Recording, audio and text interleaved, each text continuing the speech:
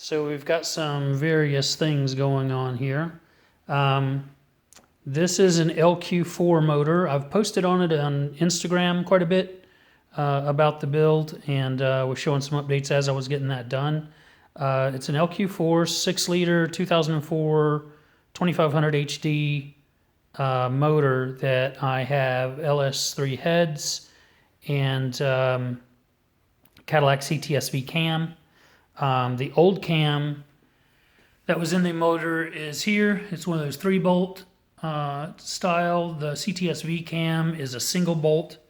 There's the old heads that came out of the, one of them anyway, that came out of the LQ4. So in getting the LS3 heads, and I guess I've got some good ones here. 823 is the stamping on these particular ones I've got going on. Anyhow, got the coated headers. I've got a kit to drop that into my old 78 Trans Am, which of course is a catch-all for everything in the shop right now. The original 6.6 Pontiac 400 that was in it is sitting right here on the floor on a tire. Got the old Quadrajet carburetor. So anyhow, this one's out. Buddy came over and helped me with that. He was getting the motor out while I was finishing up the build on the block and the heads. I guess by the time he was here, I was probably just doing the heads and the rocker arms and that kind of a thing. Tossed that intake on there. It's a nice one.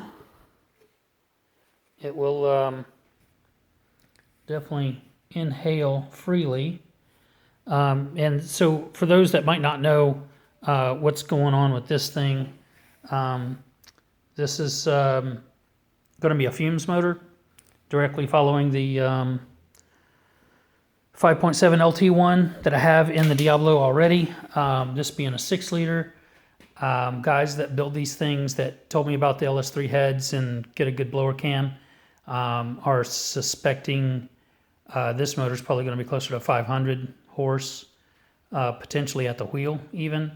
But my fumes box I'm building for this one won't be as restrictive as the one as I put on the Diablo. The Diablo is specifically designed to be a 200 mile per gallon car. This Trans Am's probably going to be more like a 100 mile per gallon car. But with high horsepower, at least 400 horse. Now, this initial thing that I'm doing has that intake, and it's got this Holley carburetor that's going on it, and it's got the electric choke, and the fuel bowls front and back on it. So that guy is going to go on for my old Murcielago wheel there. But that guy is going to go on just to burn in the headers and just operate off a bubbler. So these things you've seen me do before on previous videos where I use one of these for a bubbler. I'm going to do that through the carburetor. The same way I did on the original 78 Trans Am videos back in the day. This is kind of me thumbing my nose at some people who relieved me of my oil and water in that 6.6 right there. So I've gone back. I've got the same hardware I've bought previously that was on the Trans Am back in the day. What was that, 6 years ago now, huh? If you look at those old videos. It's an Edelbrock 10-inch air filter. I'll just pull the air filter out like I did on the other one and put a piece of metal in there. And then I'll drill holes in it with a unibit, a step bit, and put like a 1-inch fiber reinforced nylon hose coming up from that oil, what do they call that thing? Waste oil storage container. I mean, when you're changing your oil, you just drain it right in there. But yeah, you just unscrew that cap on the right side there and let air suck in over top of a little bit of fuel. You have about a 1/2 inch to 1 inch of fuel in the bottom of that thing. And then that red cap that's on the very top, this guy, is where you'll run a little 1-inch hose off of him and up to the air cleaner that will sit on the Holley carb on top of this intake.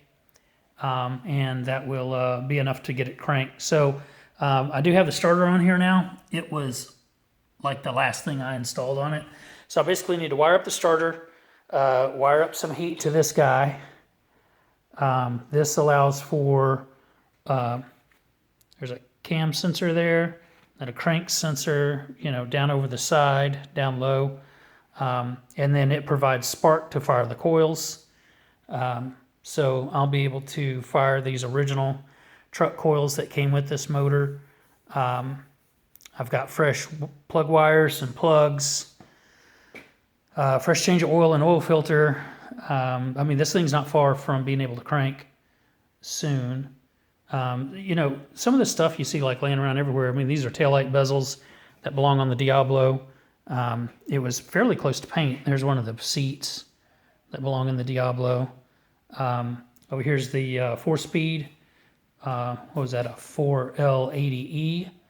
That was in that 3/4 ton truck where I got the LQ4, the 04 2500 HT. That is a 900 Ninja motor over there that will wind up on fumes one day. Here's my original old generator you guys would have seen from my very first video of anything running on fumes. It was this generator sitting on top. The one beneath it is my buddy's generator, who wasn't able to get his running after a while, and I told him I'll take it for spares and whatnot, and you know, at some point, if I can get his carburetor together well enough, maybe we'll just put it on fumes as well. There's the other Diablo seat. Just looking around the garage for a minute. The old air cleaner from Trans Am. You can see this has got that wide metal band in the middle with the small Hurst hatch T-tops like the original Smokey and the Bandit car. 78 Trans Am was my first car. For those who don't know, I got it back. I had it in the family forever, and went back and forth between my mom and myself a few times. But we'll open up the garage and see what we have outside the door here. So there's the 3 of the 4 tires off the Diablo. 335 wide in the rear, 245 wide in the front. Diablo itself sitting under cover. Took the wing off, so the car cover would not pool up. It would always pool if you have the wing up here, and then this is all flat down in there and just makes this huge pool standing water when it rains. You can see the door skins are off because of this huge change there on the side. And the windshield's not in, so all this water's sitting on the cover on the top.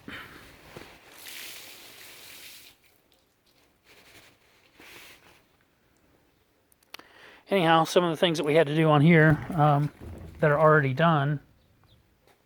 Little Bambi deer over there running off. There's deer everywhere out here where I'm at now. I probably see at least 40 a day. They're up in my yard all the time. Like 4 or 5 times a day. Apparently this used to be one of their hangouts. So if you hadn't seen before, it's got the 13-inch Brembo brakes, S10 hubs. It's got complete coilover setup, and the spring was actually interfering with the old piece of the metal from the old suspension on the car back in the day. So I completely removed the shock, the spring, got that out of there, ground that down, and clearanced it and got it back together. Now I just need to run that cup up on this side to restore the ride height and tighten that up. That piece will be good. I've still got to do that on this side yet. I don't have the spring off of it yet to adjust it for clearancing all the metal on this side, but that shouldn't take too terribly long, a couple hours maybe, and that will be good. And then I'm working on doors. The hinge here on the passenger side is hosed, so I need to get that took care of. I did replace the fuel injector for the motor, so you know, this thing, for those that have been following, know that this thing runs on a single fuel injector. So there's the box. It's a big watered air intercooler. Right here, get my finger up here. This water comes in off the block, It goes through the intercooler and it continues onto the heater core in the cabin, then returns back to the block.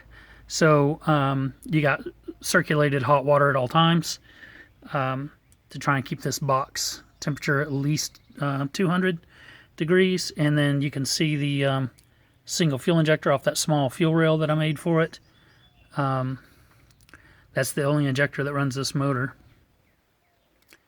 And you can see there's an elbow turning upwards. That's got an electrical preheater in it for cold starts. And then up at the top, there's a throttle body, 50 millimeter throttle body. There's a throttle position sensor up there.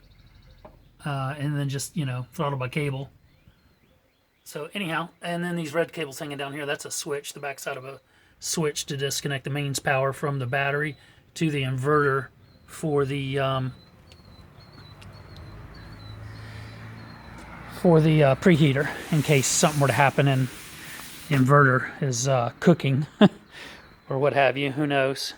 I put a big power disconnect on that guy. Then of course over here we've got the Lotus Exige. I'm about to post this guy up for sale soon. It's an 07 Lotus Exige with a 255 cup tune. It's got aftermarket exhaust and rear diffuser. I still have the original components also. It also has the Nitron single adjustable coilovers all the way around. Those are the major parts that stand out. There's a handful of other things that are cool that are not original. But anyhow, I'll make a separate video about all of that. So yeah, currently the 78 is, it's got an LS swap kit ready to go in it, but it's still got the old original. There's the old motor mounts, from the Pontiac 400 that was in here. So I haven't done any of that work yet. We basically just got that motor out and got the other one ready to go in. I would like to crank that thing sitting on that stand, aside from just an update video. I would like to do it so that we could make sure everything's running and the oil looks good and we still have good compression and there's no reason for the motor to come back out. And then once I'm there, I'm going to use the intake that I originally bought. Clearing some things off of a tote over here. So inside this tote we have a nice sheet metal intake, which I have shown previously in pictures. I don't know if I really made much in the way of videos about it. But you can see down inside of there, that thing's nice. That's Velocity Stack style runner intake. And then you can tell that would be awesome for fumes, because liquid fuel couldn't sit down in that, it could ride in that valley, but it's not going to come up over the top. So it's one of the reasons I like this design. Probably just cap off these fuel injector bung holes here, because I don't need it. It's typically a 11 millimeter, I believe it is. So I could just make some little flat pucks of 11 millimeter diameter, round pucks, and drop them in there and weld them up. That's probably what I'll do. And then I've got a 92 millimeter throttle body that belongs on here. That's the right size for flowing enough air for 500 horsepower at 6,000 RPM with a 6-liter displacement motor. So that's what I picked up. I don't have it handy here to just whip out in front of the camera right now. So that's the plan. I've just been away forever because things going on at the home side. Part of the whole deal with me moving out here to SC, from SC to Texas. And part of it was around some other people that's working with me on the fume stuff. Finally found the right mix of people that I needed to overcome my last obstacle. Because if you guys have seen the videos of the Diablo running down the road in front of the house, there's probably 2-3 times the number of runs and speeds and things that I didn't put on video, that I haven't posted about. So yeah, this thing's been driving up and down the road quite a bit.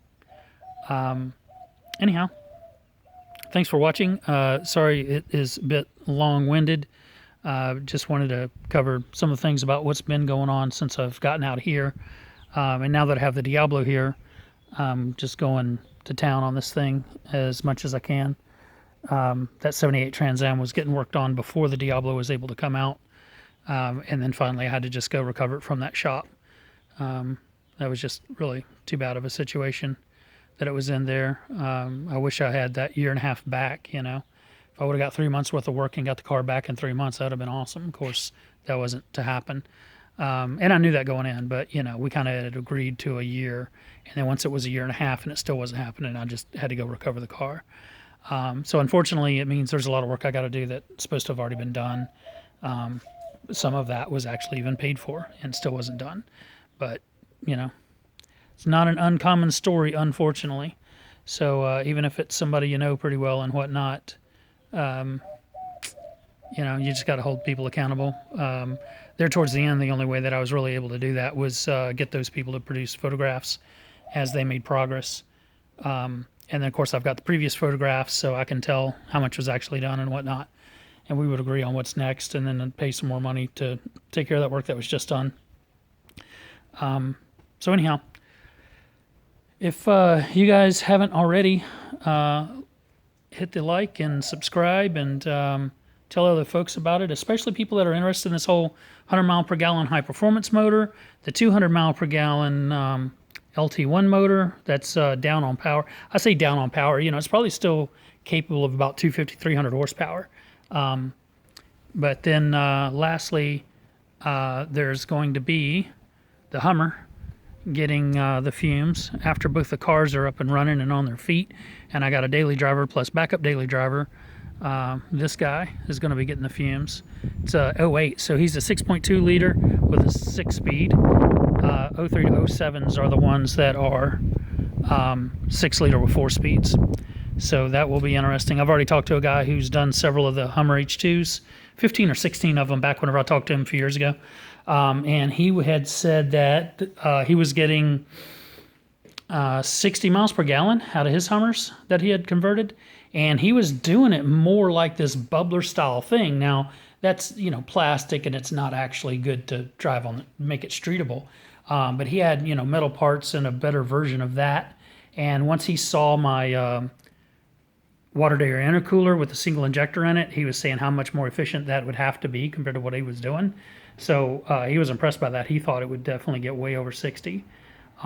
He said, you know, it wouldn't surprise me if you hit 100. That would surprise me because the Hummer's just a heavy thing. You know, it's 6,700 pounds, that vehicle.